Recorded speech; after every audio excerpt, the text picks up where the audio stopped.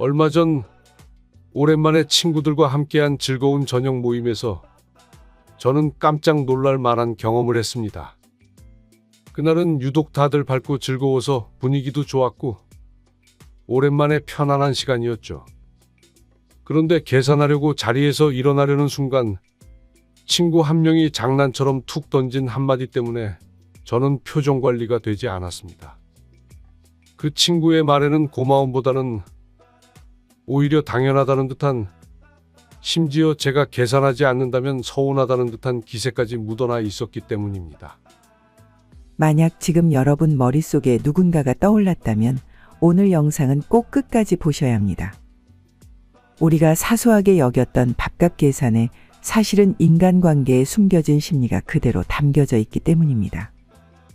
이 영상을 끝까지 들으시면 주변 사람들과의 관계에서 느끼는 불필요한 스트레스나 오해가 줄어들고 더욱 현명하게 인간관계를 정리할 수 있는 지혜를 얻어 가실 수 있을 겁니다.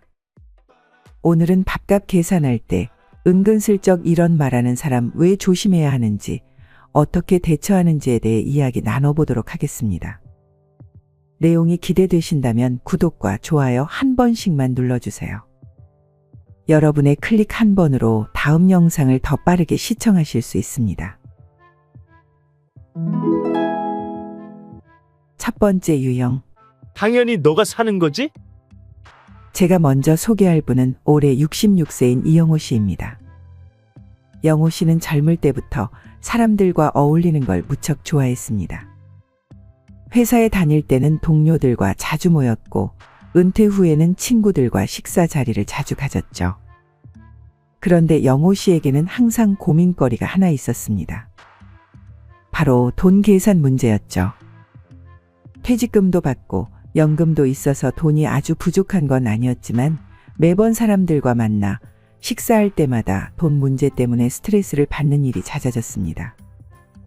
영호 씨는 이렇게 말합니다. 아니, 내가 돈을 쓰는 건 좋아요. 근데 가끔 보면 너가 사는 거지? 하면서 제가 사는 걸 당연하게 생각하고 밥값을 떠넘기는 분들이 있어요. 한두 번이야 좋게 생각하고 넘어가지만 그게 반복되면 좀 껄끄럽더라고요. 결국 이런 일이 자꾸 반복되다 보니 영호 씨는 어느 순간부터 모임 자체가 부담스럽고 불편해졌습니다. 친구들과의 연락 중 식사 이야기가 나오면 이번에도 내가 또 내야 하나 하는 걱정이 먼저 들었던 거죠. 사실 우리가 사는 동안 이런 상황이 생각보다 자주 벌어집니다. 어느 자리에서든 누군가가 농담처럼 툭 던지는 말. 너 요즘 잘 나간다며? 그러면 오늘은 너가 사야지. 이런 얘기 한 번쯤 들어보셨을 겁니다. 처음 한두 번은 기분 좋게 웃으며 살 수 있죠. 그런데 진짜 문제는 돈이 있느냐 없느냐가 아니라 상대방이 이걸 너무 당연하게 생각하는 태도입니다. 어느 순간부터는 내가 돈을 내는 게 마치 당연한 일처럼 되어버리는 거죠. 나중에는 오히려 밥값을 안 내면 쟤는 돈도 많으면서 너무 쪼잔하다. 이런 뉘앙스를 풍기죠. 이런 일이 계속 반복되다 보면 묘하게 마음이 불편해집니다. 내가 돈을 잘 번다고 해서 모든 비용을 부담할 의무가 있는 건 아닌데 말이죠. 사람은 원래 익숙해지면 감사함을 잊어버리고 당연하게 여기게 됩니다. 처음엔 고마워도 같은 일이 반복되면 어느 순간 이게 당연한 거지 하고 착각하게 되는 거죠. 그 사람이 꼭 나쁜 사람이라서가 아니라 상황 자체가 그렇게 만드는 걸 수도 있습니다. 생각해보면 우리도 부모님께 받은 헌신이나 희생을 당연하게 여겼던 적이 있지 않나요? 그러니 마냥 그 사람만을 탓할 수도 없습니다. 그렇다면 이런 상황을 잘 해결하려면 어떻게 해야 할까요? 이번에는 올해 70세인 김진석 씨의 이야기를 들어보겠습니다. 진석 씨는 성격이 외향적이고 주변 사람들에게 호탕하다고 평가받는 분입니다. 하지만 돈 문제에 있어서는 철저히 원칙을 지키는 편이죠. 진석 씨는 보통 이렇게 말합니다. 우리가 같이 밥 먹기로 했으면 딱 깔끔하게 더치페이 하는 게 편해. 누가 많이 먹었고 누가 덜 먹었고 이런 거 따지기 시작하면 끝도 없잖아. 그리고 오늘 내가 한턱 냈으면 다음번에는 자연스럽게 다른 사람이 내면 되는 거야.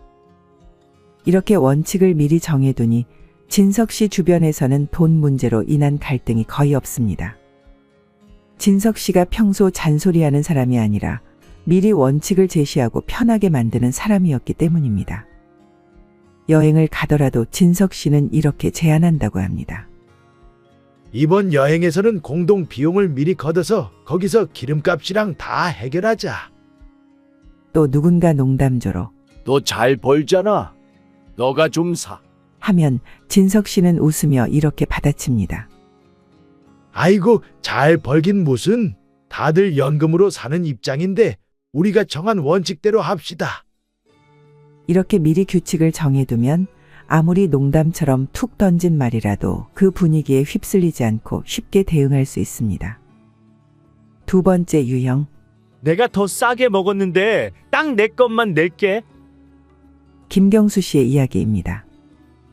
경수 씨는 작년에 친한 친구들과 오랜만에 만나 점심 식사를 했습니다. 음식도 맛있었고 분위기도 정말 좋았죠. 그런데 식사가 끝나고 계산서를 보면서 한 친구가 갑자기 이렇게 말했습니다. 나는 메뉴 중에서 제일 싼 거 먹었으니까 딱 내 것만 낼게. 그 말을 듣자마자 분위기가 한순간에 어색해졌습니다. 계산대 앞에서의 그 짧은 침묵이 얼마나 길게 느껴졌는지 모릅니다.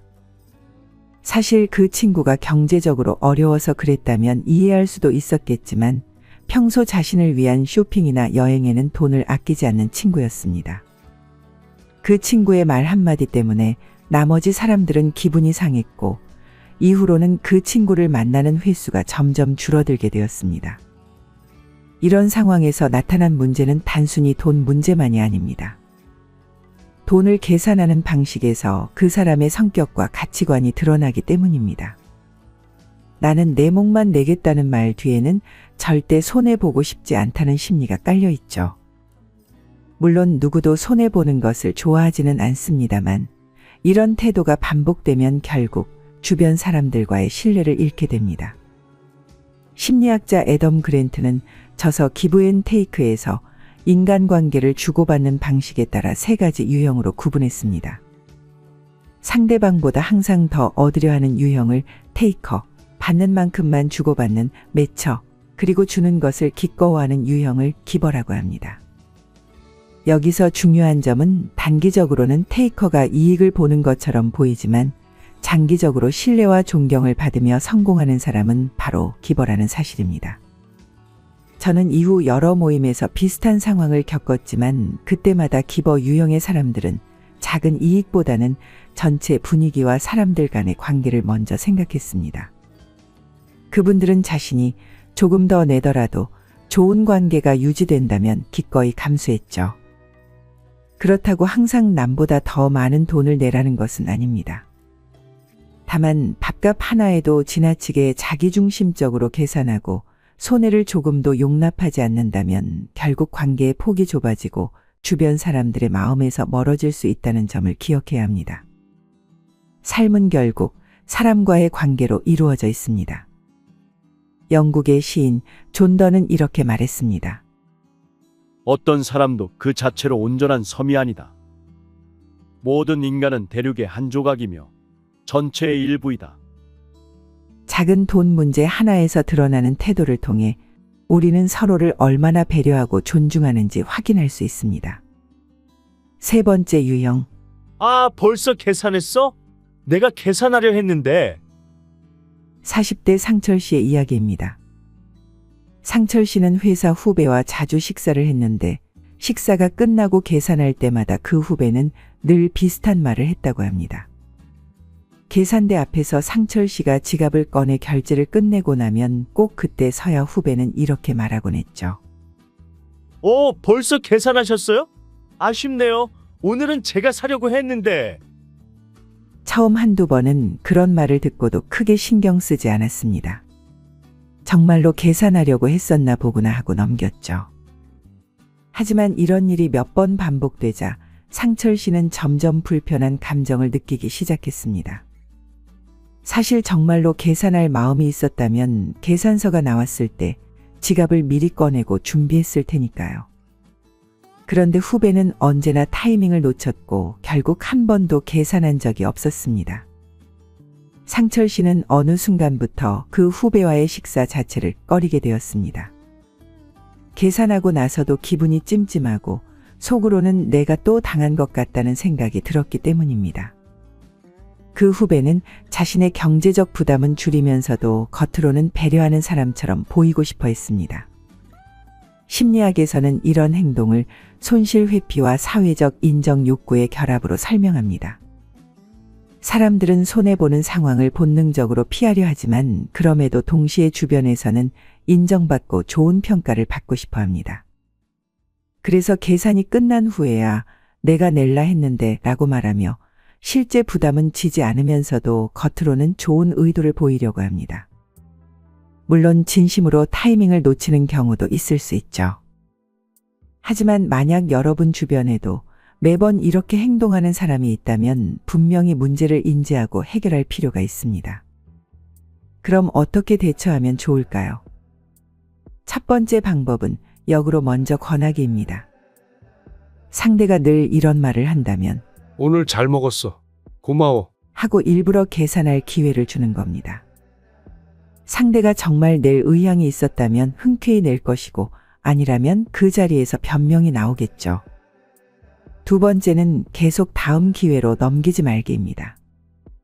이런 상황에서는 자신의 태도도 돌아볼 필요가 있습니다.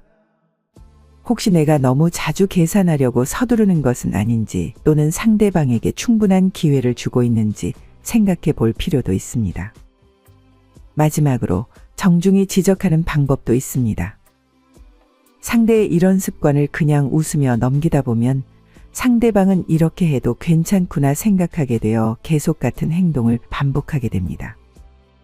그러니 솔직하지만 정중하게 이야기해보는 것도 좋은 방법입니다.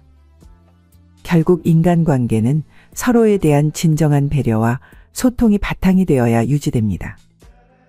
이런 작은 일들이 모이면 관계 자체가 흔들릴 수 있기 때문이죠.